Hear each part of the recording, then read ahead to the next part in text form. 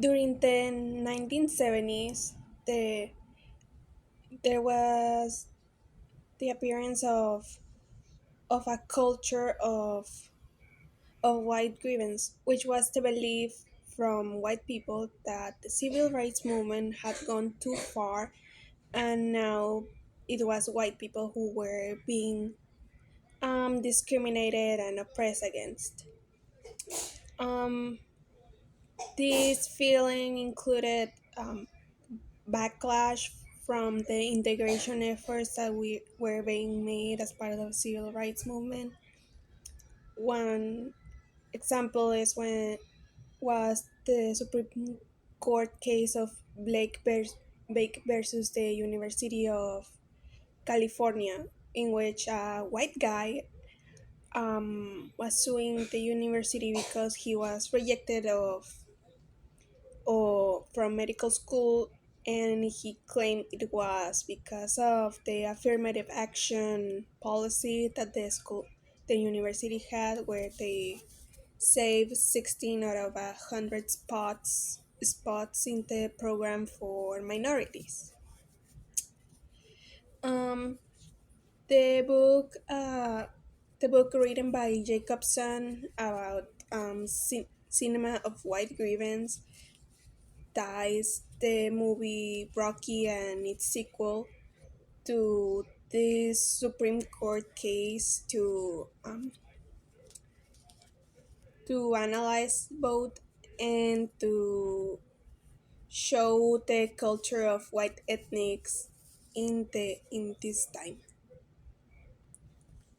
These films qualify as cinema of white grievance mostly because, well, the protagonist Rocky Balboa is a struggling and poor white man, and his opponent and well antagonist villain of the story is a privileged black man, Apollo Creed. One instance that Jacobson uses as an example to show his point is that the comment Apollo Creed makes about Rocky calling him a white snowflake when he asked for a white snowflake opponent. Mm, this He argues that this choice was made with the purpose of um, dismantle the idea of white privilege because well we have a black man being um, finding it satisfying to well beat a white man. The roles were um, reversed. Now it's a black man beating up a white guy. Um, Another example he uses is that in the sequel, um, Apollo goes to the media and he humiliates Rocky and calls him the Italian chicken. This is again another inversion of racial history because this is a black man ridiculing a white man because of his ethnicity. The Italianness of Rocky is also a important part of his character. It's mentioned it comes up in the movie quite a lot.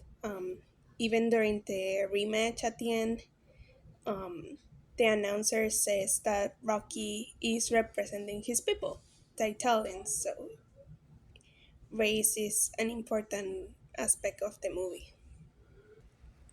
The author compares the films to the Supreme Court case to show how whiteness and blackness was perceived after um, the civil rights movement. There was a lot of victimization